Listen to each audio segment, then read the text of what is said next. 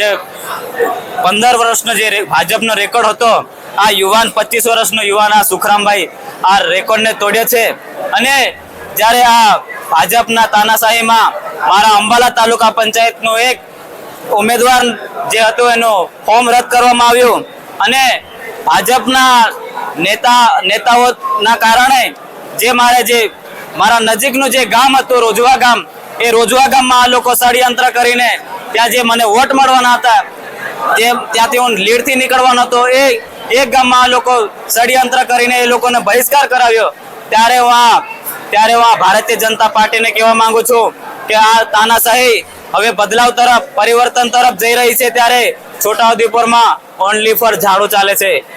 આ છોટાઉદેપુરના સાંસદ અને ધારાસભ્યો એમ કહેતા હતા કે ચૈતર વસાવા અહીંયા ડેડિયાપાડાની ગ્રાન્ટ છોટાઉદેપુરમાં નથી વાપરવાની.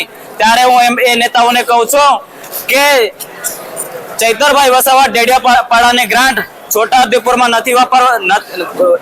ગ્રાન્ટ તો નથી વાપરવાના, પરંતુ લોકોને જાગૃત કર્યા છે અને ઝાડુમાં નો પ્રચાર કરીને દરેક આજે આખા ભાજપ પર ઝાડુ ફેરવી દીધું છે.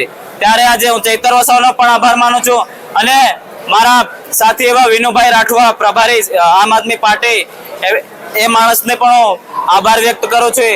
આવા નવયુવાનને રાજનીતિમાં લાવીને અમને મોકો આપ્યો એ બદલ મારી દરેક જનતાને હું આભાર માનું છું અને આ જીત હું સ્વીકારું છું. અને હું મારી જીતના કારણે હું દરેક લોકોના જે કામો છે, જે પ્રાથમિક જરૂરિયાત છે, કે જે પડતર પ્રશ્નો છે, એ મોટી સટલીના તમામ જનતાનો સક્ષમ ભરે અવાજ ઉઠાવીશ અને કામ કરીશ.